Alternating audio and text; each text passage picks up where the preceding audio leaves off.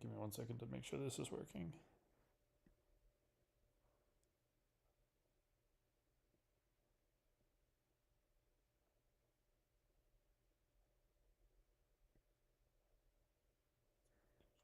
All right, looks like it is. So, May 2025 recap. As I kind of alluded to last month in the April recap, this month was going to be quite the month, um, and it definitely turned out to be. So let's get right into it. Channel update, and then we'll look at the results, and then future outlook here over these next summer months. So let's get right into it. The channel update, Shogai Shinro Season 32 premiered last night. It was a good tournament, so if you haven't seen that, go make sure to check it out. Not really sure what the future of Shogai Shinro is.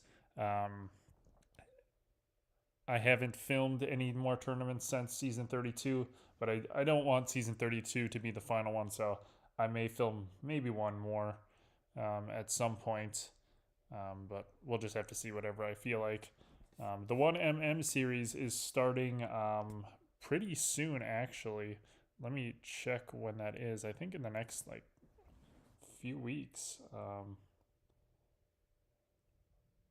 June 21st is the first episode of that. And then I think one every week for the first part of it, which I think is going to be 3 parts long. And then there will be a lot more still to come, probably later this year or maybe into next year. So very excited to finally start getting that series edited and getting it out. So look forward to that. More Minute to Win It videos and streams coming soon. I'm going to do a June Skills Challenge live stream maybe within the next 2 or 3 weeks, if not sooner.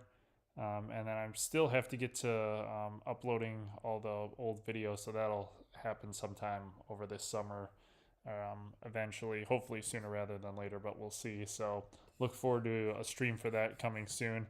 Kind of a random thing. I used to do a bit of streams solving the 2x2 Rubik's Cube. I've really gotten into the 3x3, the original Rubik's Cube, and I'm starting to actually get quite a bit better at it. So maybe I'll do some streams of that. I'm getting fairly consistent in doing it at around in like 1 minute, if not sooner. My all-time record is solving it in like 40 seconds. So maybe I'll do some streams and stuff about that. But we'll just have to wait and see. So, anyways, um, yeah, that's about it for a channel update for all I can really think of at the moment. So let's get right into the May results here, because this May was quite the month. So starting off, the passive income was pretty good. We dropped 1.44%, which was like $9.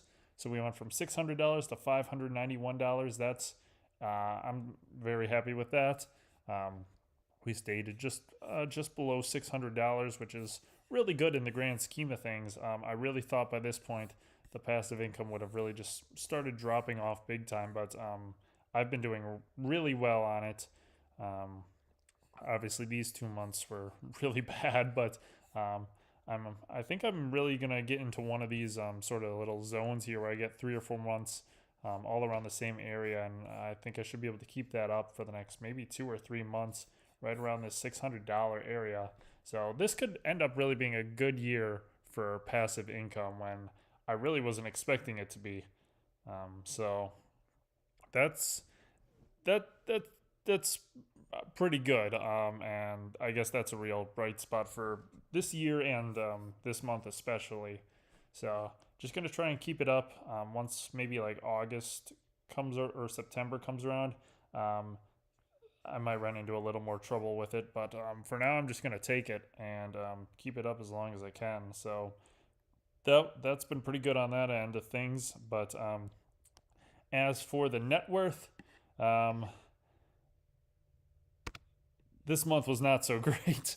Um, Dropped 2.45%, and that puts us back down to 4.34% on the year.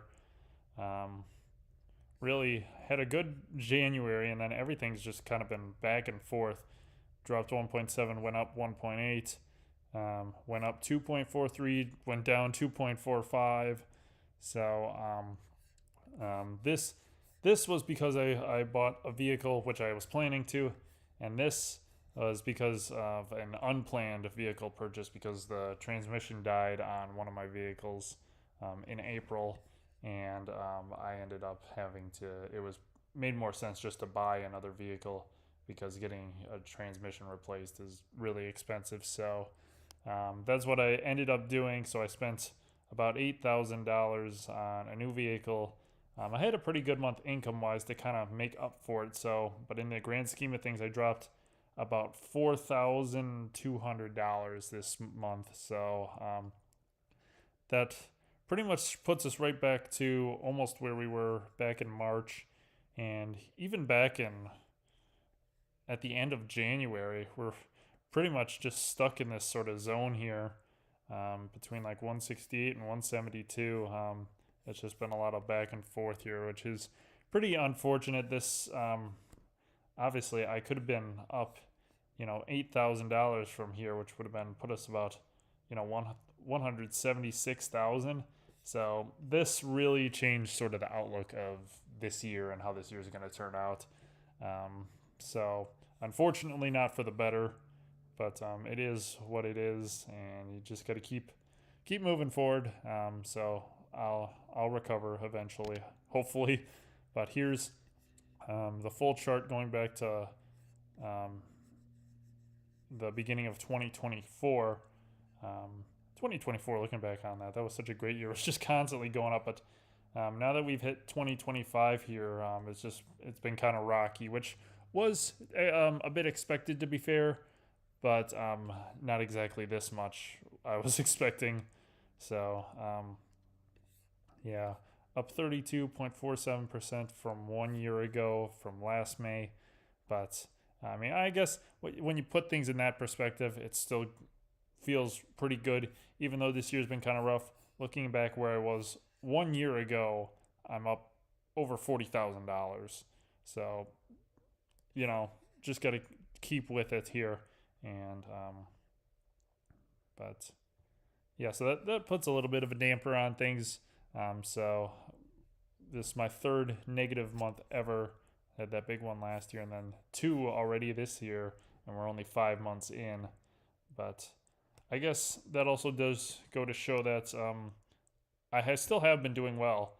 I mean, I've bought 2 vehicles this year, and I'm still up almost $7,000. So, in the grand scheme of things, that's more than manageable, I guess. I mean, on a long-term outlook, like if I can do that, then I'll be all right, like forever.